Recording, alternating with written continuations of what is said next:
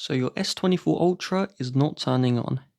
In my case, I tap the screen, it is, but imagine you press power button, you connect the charger and nothing's happening. The first fix is to initiate a forced restart. So we're going to press and hold both power and volume down.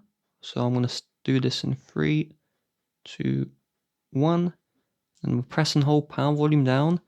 You won't see anything on your screen. Just keep these two held down for around 15, 20, 25 seconds. And we're going to look for a Samsung logo to appear. So mine appeared relatively quickly.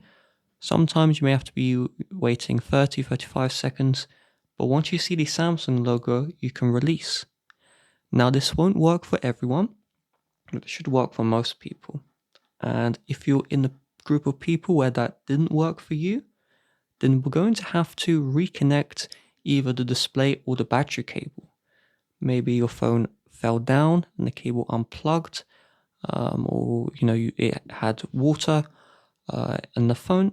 So what we need to do is we're going to get our thumbs and we're going to press really hard, maximum force here, and we're just going to smudge our thumbs on the screen. We'll go all the way around the screen like this. We're trying to get a connector that's been unplugged to reconnect to the phone. So you're going to do this and also get two thumbs to just press down really hard on the screen. Maximum force. You won't break the phone by doing this. We just need to hear a clicking sound happen to go through all the way, through the front screen, repeating the process. Repeat the process on the back as well.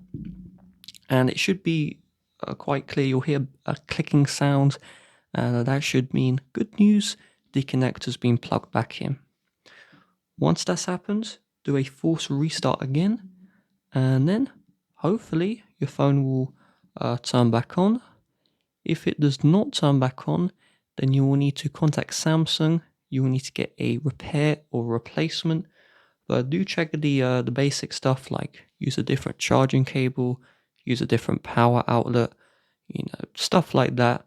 But I'm just going to assume you already have done that stuff. So the last step would be contact Samsung.